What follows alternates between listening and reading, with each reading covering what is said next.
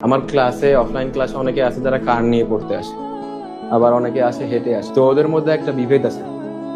তো ওই বিভেদটা কি যে কে কার বাপ কি করে, কার আম্মু কি করে, তো এইটা নিয়ে অনেকের একটা গর্ব হয়।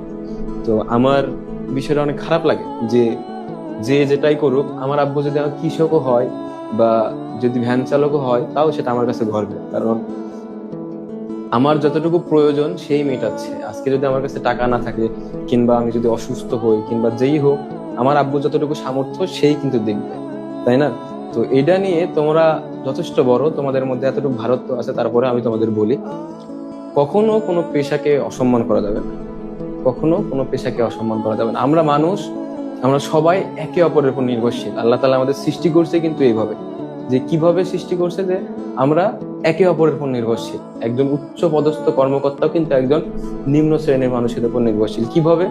একজন টিচার, সে কিন্তু যদি অসুস্থ হয় তাহলে কিন্তু তাকে ডাক্তারের কাছে যাওয়া লাগবে। একজন ডাক্তার যদি তার বাড়ি তৈরি করতে যায়, তারপর তাহলে কিন্তু তাকে ইঞ্জিনিয়ারের কাছে আসা লাগবে। এখন কথার কথা বলতেছি, একজন ডাক্তারের বাড়ি, ধরো কথার কথা বলছে, ওয়াশরুম পরিষ্কার করা লাগবে, সে কি নিজে করবে? অনেক শ্রেণীর মানুষের সুইপার আছে, সে যদি সুইপার যদি না থাকতো, তাহলে তার ওয়াশরুম তাকে নিজে পরিষ্কার করতে হতো।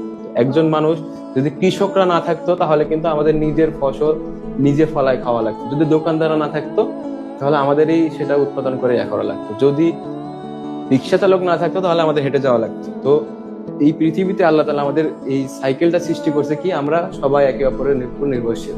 তো যে যেখানে আছো, যার জায়গাতে আছো, সবাই সবার জায়গা থেকে সবাইকে সম্মান করার চেষ্টা করবা, দেখবা আল্লাহ তাআলা তোমাকে এমনি সম্মান দিবে।